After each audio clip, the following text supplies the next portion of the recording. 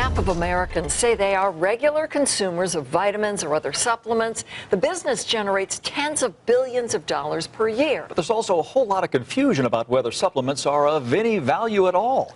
One of the biggest names in the vitamin business has invested billions of dollars into a state-of-the-art supplement center right here in Las Vegas. The I-Team's George Knapp got a tour and an earful from the head of the Dr. Vita operation. Well, here's an example. You both heard this story today. A new study, a comprehensive study, was announced by an Australian university showing that vitamin B3 can have a significant effect in fighting against skin cancer. We can probably predict that a month from now or so, another study will tell us the exact opposite of that. It is confusing and infuriating for consumers, but it's no accident, according to the outspoken businessman who founded Dr. Vita. He's made a fortune selling vitamins, but admits the ones most of us are taking are probably worthless.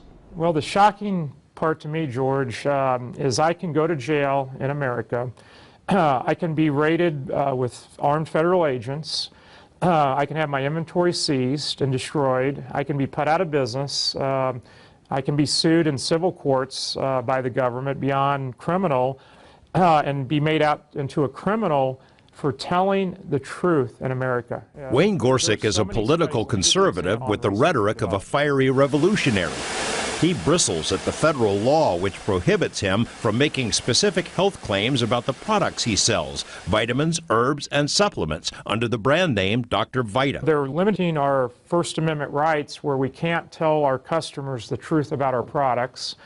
We have to water it down. Gorsuch is ready to debate anyone about the proven health benefits of vitamins. He began researching nutrition at an early age, started a garage-based supplement business that blossomed into the largest online vitamin retailer in the world, then left it and started over with Dr. Vita, a sprawling facility in Las Vegas that might be the most advanced of its kind anywhere. I took $30 million of my at-risk capital that I earned from the success of my prior company, and I put it into my new company, including state-of-the-art manufacturing.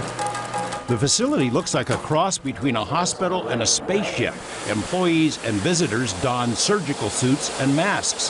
The facility produces a line of Dr. Vita products, but also handles production of other companies' products. This machine can produce 180,000 capsules per hour. This one analyzes raw materials down to the molecule to confirm, for instance, that turmeric really is turmeric. That's state-of-the-art for detecting the literally the fingerprint of the vitamin or the mineral or the herb. It's 100% with vitamin and various nutrients accuracy. But he knows many of his competitors are not so careful. The supplement industry is rife with exaggerated claims and below standard merchandise. Earlier this year, the industry was rocked when the Attorney General of New York went after 4 of the largest retail chains for selling supplements that contain very little of what they claim to be. Gorsuch thinks the AG used the wrong test to make his point, but he's done similar tests on rival products. It's got 1,000 milligram on the label, but yet the active was only 1%. It only had 1% active curcuminoids, which to me might as well take a placebo. It gets worse. He says if you're taking a daily multivitamin from most of the major brands, you're probably wasting your money. A typical vitamin being sold at a major retailer is being sold at 2.5 cents per day. The cost to manufacture that vitamin is less than 2 cents. Do you really think that product's going to work? For decades, the debate has raged about whether supplements are of any value. The medical establishment, including the big drug companies, has largely argued that supplements are worthless, that there's no evidence they produce any positive health effects. Big pharma and medical societies have even alleged that taking vitamins can cause cancer.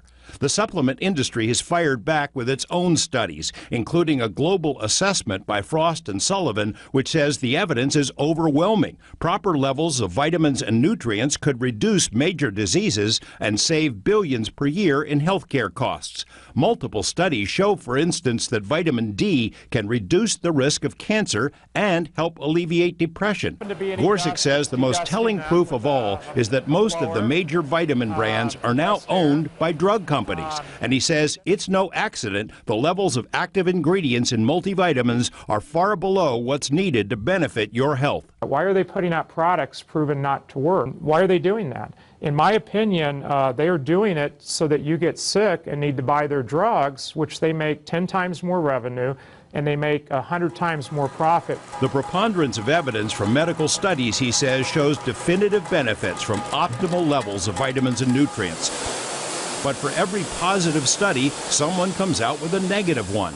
Gorsuch thinks the studies funded by drug companies can be tailored to get the results they want. Supplements rarely, if ever, kill the people who take them. But prescription medicine claims more than 100,000 American lives per year. Doctors are taught from medical school on that only drugs can treat or cure a disease.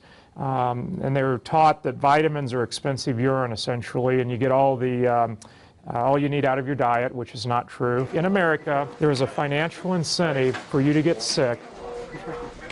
The vitamin debate will go on, but here's something found by our I-Team colleague Steve Kaniger. Several surveys of medical professionals were done to see how many of them take supplements. As of about 70% of doctors take them sometimes. More than half of doctors are regular users. It's nearly 80% for nurses, and among dietitians, 94% take supplements. You can read Steve's full report and see links to many of the studies, pro and con, on our website. When choosing a multivitamin, the basic rule is you get what you pay for. Tomorrow at 11, what the FDA says about supplements and the big money that dictates national health policies. Basically, you can't cram all the stuff you need into one single pill. There you go. Yeah, it's true. Well, it's amazing. Fascinating. Sure. Thanks, George.